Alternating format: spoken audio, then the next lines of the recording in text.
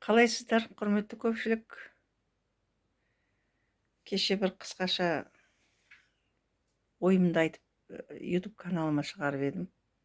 Неше түрлі пікір ойлар жазылды. Бәрін қабылдаймын, бәрін құптаймын.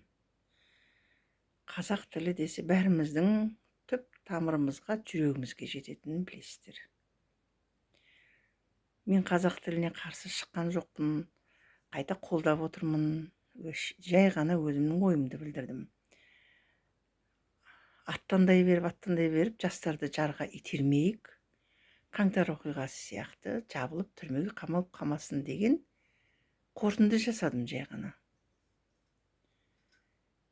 Бүгін енді қарап отырсам неше түрлі ойлар айтылып жатыр. Мейлі.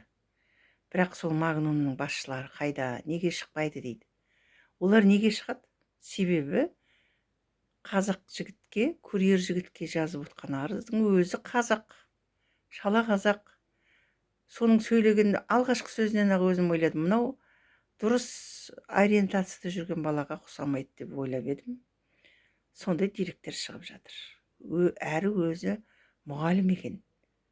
Қандай мұғалім? Менің ата-анам 40 жыл бойы мұғалім болған кісілер еді. Мұғалімді көрсек, директор ағайды көрсек тығылып қалатынбыз. Ой, директор ағай келе жатыр деп сыйлайтынбыз, құрметтейтінбіз. Мұғалімдер деген адамның кәдімгі биік шоқтығы болатын.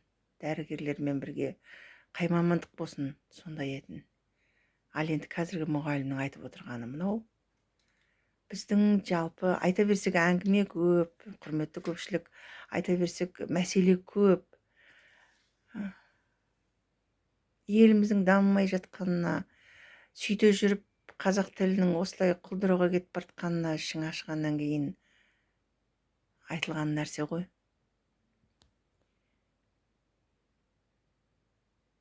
Ішің қызып қайнап тұр, Құдай тілді байлап тұр деген де бар. Оны битіп сыртқа сразу шығара алмайтынбыз. Қазіргі жастардың сондай нелігіне, патриоттықтарына, халқын елін сүйетін жастар екендігіне көзіміз жеткеннен кейін, бірақ соның зиян тиіп кетпесінші деген ой ғой. Қайталай берсем айып етпеңіздер. Олар қарап отыр, өзінің қазағы жазған арыз, өзінің қазағы көтерілді, бірімен бір қырылып өлсін деген сияқты саясат қой. Қарап отырсаңыздар. Иесі Ким деген миллиардер екен. Біздің бүкіл елімізді, жерімізді бөліп, миллиардерлер, анау қайтыс болып кеткен Машкевич, Шодиевтар, сосын Назарбаевтың үрім бұтағы бөліп алды да, бай мемлекетпіз дейді, жеріміз бай, халқымыз бай. Халық немен бай? Тек қана рухани дүниемізбен ғана баймыз. Кім байлық кімнің қолында? Бірен-саран елдің қолында. Пенсия көтерейін десе ақша жетпейді.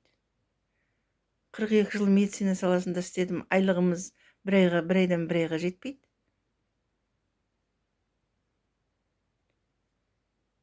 Ашу тудыратын ойлар көп. Айта берсең әңгіме көп дегенім ғой. Не істейді қазіргі президентіміз?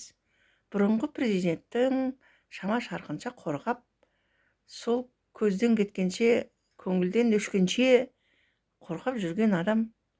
Әйтеуір соғыс болмасыншы деп қоямыз, баяғының кемпірлер құсап. Рас қой.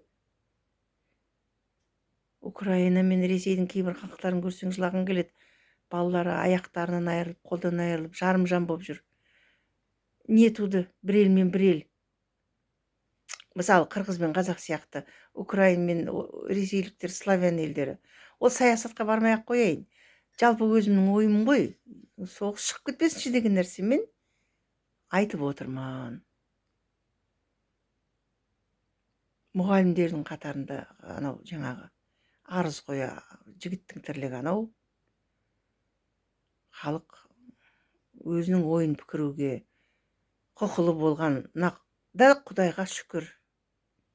Ашық айттым. Бұрын қорқатынбыз, мен де қорқтым. Зияным тиіп кетер ме екен осы айтып жүріп, шындықты айтамын деп шырылдап жүрген біреуге деп. Не нәтиже көрдік? Оны 3-4 күн болды. Бір облыстың әкімі шықты ма, президенттердің қасындағы замдары шықты ма, депутаттардың біреуі шықты ма? Әй, бүйтейік деп. Шыға алмайды. Ондай үлкен бизнестің бәрі миллиардерлердің қолында. Беретіндерін беріп, ауыздарын жауып қойған. Не деуші еді әлгі? Құрғақ қасық ауыз жыртады деп, ауыздарын майлап қойған.